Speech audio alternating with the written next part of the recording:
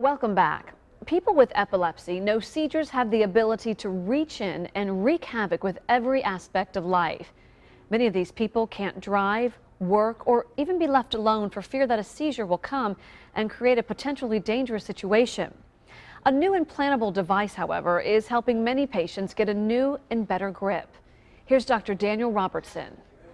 Woodworking is one of the only pastimes left for Craig Buck. Over the last 6 years, his epileptic seizures have gotten worse. His wife Terry remembers how the first one caught them both by surprise. Oh yeah.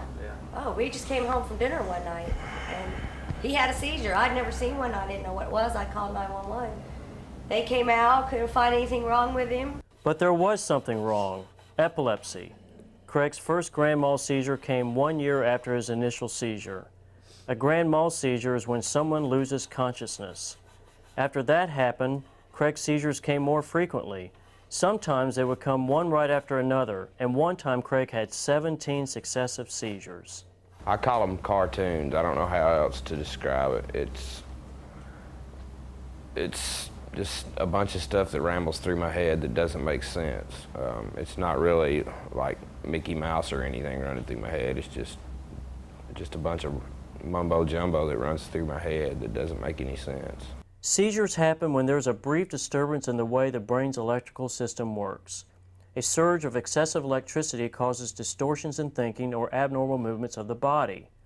When a seizure occurs, an epileptic can become jerky or rigid for about 5 minutes and speak incoherently. When the seizure ends, patients have been known to go into deep sleep for 6 hours or more. Here at Emory University in Atlanta, researchers are working on treatments to fight seizures because drugs don't always work. One new way is to stimulate a nerve that is responsible for seizures with electrical pulses. The idea is to give the so-called vagus nerve just enough juice to even out the impulses that occur with epileptic seizures. Dr. Sandra Helmers has treated several patients with vagus nerve stimulation, including Craig Buck. He had been on a number of medications. He was experiencing a whole host of side effects that were really devastating to his activities of daily living, so he wasn't able to function normally. While the traditional treatment for seizures is medication, the vagus nerve stimulator offers hope when medication no longer works. The best candidates for this procedure are basically anybody that has refractory epilepsy, meaning somebody whose epilepsy hasn't been controlled by appropriate medications, a number of them. I usually suggest 2 to 3 medication trials. And also somebody that is not a candidate for anterior temporal lobectomy, the resective surgery where we can actually go in and take the focus out from that anterior temporal lobe area, which basically in a number of instances offers a cure, which the vagus nerve stimulation procedure generally doesn't offer. Here's what the device looks like up close. This generator sends electrical pulses via this electrode directly to the vagus nerve. It takes surgeons like me about an hour to insert it. Now I want to speed up the process and show you how it's done in the operating room. This is Angie DeLong, a young woman who lives in Southwest Florida. She's about to get the stimulator. These are her parents.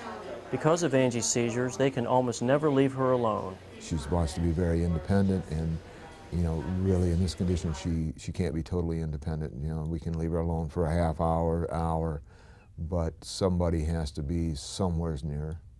On the day of surgery, I made 2 small incisions, one in Angie's neck to gain access to the vagus nerve, and another below her collarbone. Then I placed the stimulator into a surgically made pocket under the skin of her chest. I threaded the plastic tube containing the electrodes from her neck to the generator. Then I wrapped the ends of the electrodes around her vagus nerve. Once the electrode is implanted, Angie's neurologist programs it to deliver electrical pulses automatically around the clock.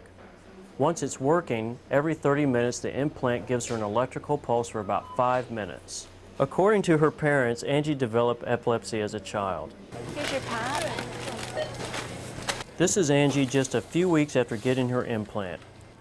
It may take several months before she gets the full benefit of stimulation, but she's already made a fast recovery from the surgery.